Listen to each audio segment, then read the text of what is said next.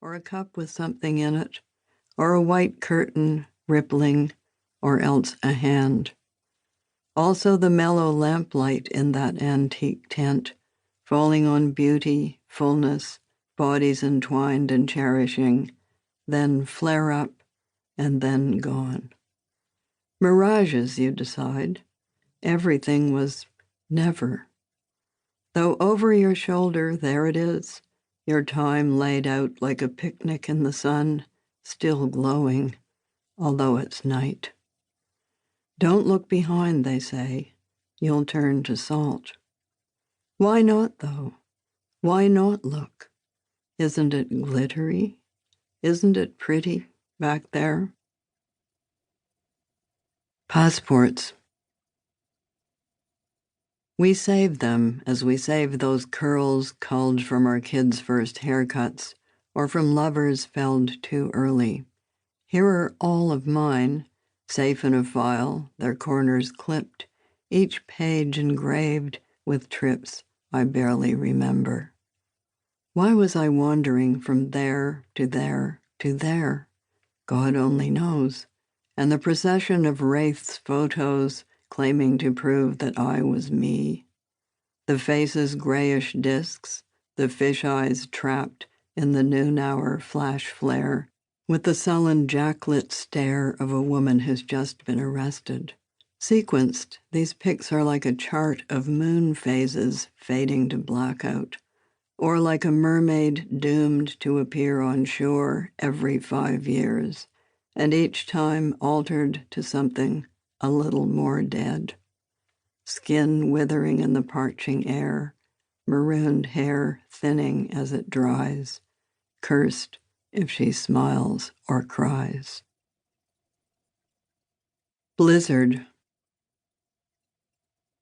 My mother, sleeping, curled up like a spring fern, although she's almost a century. I speak into her topmost ear, the one thrust up like a wrinkled stone above the hills of the pillows. Hello, hello, but she shows a clenched resistance to waking up. She's down too deep, a diver plunged into dangerous caverns. It's blank in there. She's dreaming, however. I can tell by the way she's frowning and her strong breathing. Maybe she's making her way down one more white river or walking across the ice. There are no more adventures for her in the upper air, in this room with her bed and the family pictures. Let's go out and fight the storm, she used to say. So maybe she's fighting it. Meanwhile, I watch a spider laying a trail across the ceiling, little dust messenger. The clock ticks and the day shrivels. Dusk sifts down on us. How long should I stay? I put my hand on her forehead, stroke her wispy hair.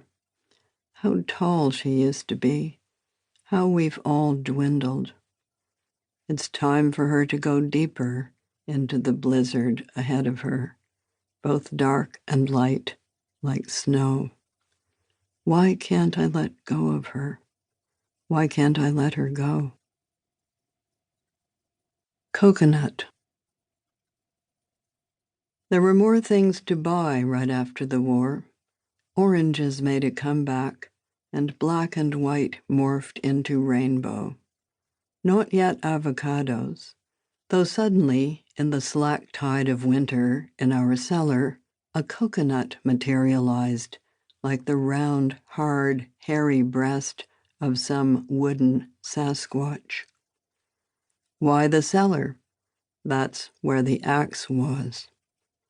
We drove a long steel nail into each of the 3 soft eyes and drained out the sweetish water.